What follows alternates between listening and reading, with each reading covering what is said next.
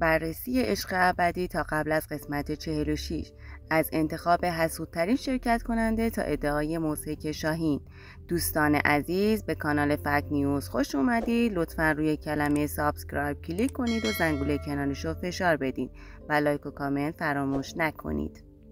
از تمسخر شدید شرکت کننده های عشق ابدی شروع می‌کنیم. واقعا توی این برنامه کلی از این مسخره بازی ها هست که بین شرکت کننده ها پیش میاد. مثلا وقتی می‌بینیم تناز با عمو پورنگ عکس میگیره، داستان ها تازه شروع میشه. همه شروع میکنن به حسادت کردن و دسیسه درست کردن. همینجا ما به طور غیر قابل انکاری متوجه انتخاب های عجیب و غریب بین شرکت کننده ها میشیم. حالا برسیم به این دختر با ما تحت گشادترین. واقعا کسی که میخواد همیشه توی مرکز توجه باشه نمیتونه به راحتی بیرون بیفته. این دختر هر کاری میکنه که توجه همه رو جلب کنه، حتی اگه یعنی دست به دستیسه بزنه. حالا این حسادت و دسیسه ها از کی شروع میشه؟ بله درسته، از بهار شروع میشه. بهار یکی از اونایی که مدام زر میزنه، مخصوصا در مورد شاسی بلندش. انقدر درباره ماشینش حرف میزنه و دوست داره دیگران رو تحت تاثیر قرار بده که اصلا به ذهنش نمیاد که خیلی از بچه‌ها از این داستانا خسته شدن. بعد از اینا میرسیم به شهین جون. این خانم هم داستانهای مخصوص به خودشو داره. به قول خودش ادعا میکنه که واقعا مغرور و با اعتماد به نفس هست، در حالی که حواسش به عرق ریزی‌هاش هم نیست. مثلا یه جا میگه امیر حسین کی تو رو میبینه، انگار دستش رو بالاست و میخواد همه رو توی جیب خودش بذاره. این جملهش هم طوریه که میخواد خودش رو جذاب و خاص نشون بده، اما برای من دور از واقعیت به نظر میاد.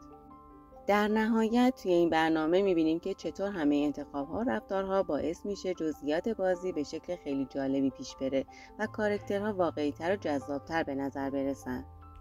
اولین لحظه‌ای که بعضی قسمت‌ها پخش میشه انگار مسخره است. چطور آدم‌ها رو میرقصونن؟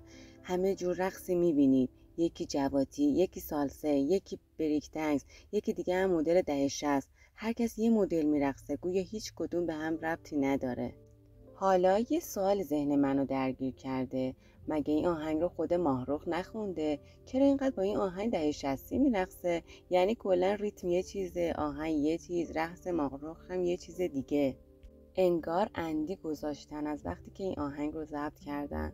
بچه‌ها این آهنگ فقط برای رقصشون پخش میشه؟ به محض اینکه علی و ماهرخ رفتن این آهنگ میکس و مستر شد و دیگه پخش شد، اما واقعا رقصشون به هیچ وجه با آهنگ هماهنگ نیست، فقط یه شوخی از آب در اومده. نگاه کنید خودتون، دل تو جزیره دلم.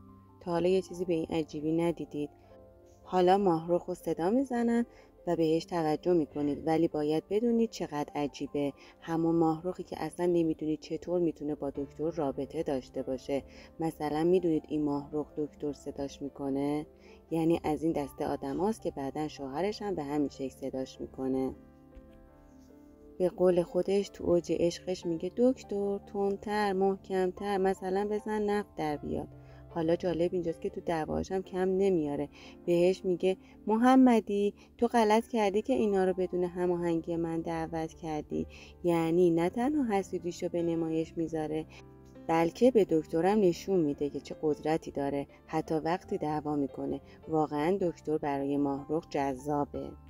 ولی از طرف دیگه معلومه که ماهرخ با ایده های دکتر حال نمیکنه. مثلا تو قسمت 36 ماهرخ فکر میکنه با این دکتر میتونه رابطه عالی داشته باشه، اما معلومه که جاهای دیگه ممکنه دچار تردید بشه. انگار هنوز نتونسته خوب با احساسات خودش کنار بیاد و همیشه سوار بار احساساتش میزنه. خلاصه اینکه ماهرخ یه شخصیت پیچیده داره و دائما در حال کشمکش با احساساتش هست. اینها فقط بخشی از جذابیت داستان عشق ابدی و تعاملات بین شخصیت هاست. میزنیم به محور اصلی، یعنی تناز. این دختر واقعا حسودترین و گشادترین شخصیت این برنامه است.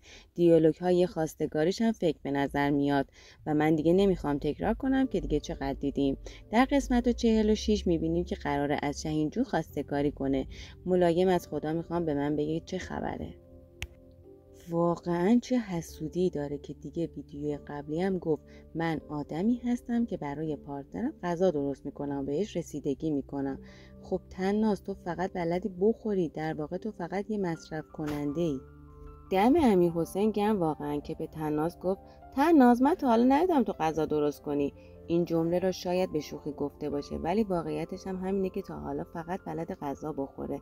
یعنی به جای اینکه کمکی به بقیه بکنه یا حتی یه بار هم که شده باشه غذای درست کنه تا اونا هم خوشحال بشن، همش نشسته و فقط توقع داره که همه برای زحمت بکشن. حالا این حسادت و تنبلی که تو بین دخترها دیده میشه اصلا معقول نیست. واقعا حسادتشون شدت گرفته و خیلی تند میگذره.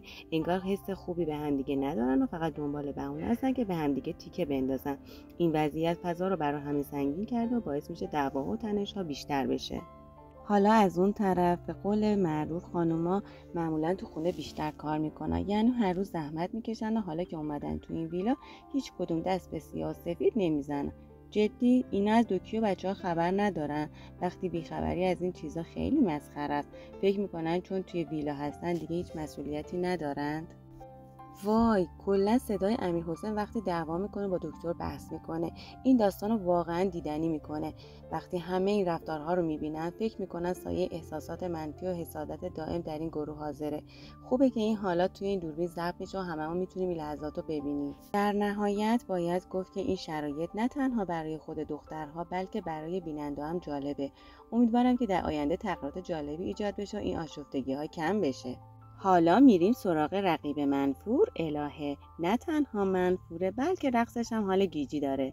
کلا در حدی برای جذابیت کارشونه، یعنی کانکشن هایی با دوست پسر قبلیش از زمانهای دوری دوباره وصل شده و حتی اسم بچهشون رو انتخاب کردن. با این وجود هی صبر میکنه که یهو دکتر با اتفاق حرف بزنه و بره سمت دکتر.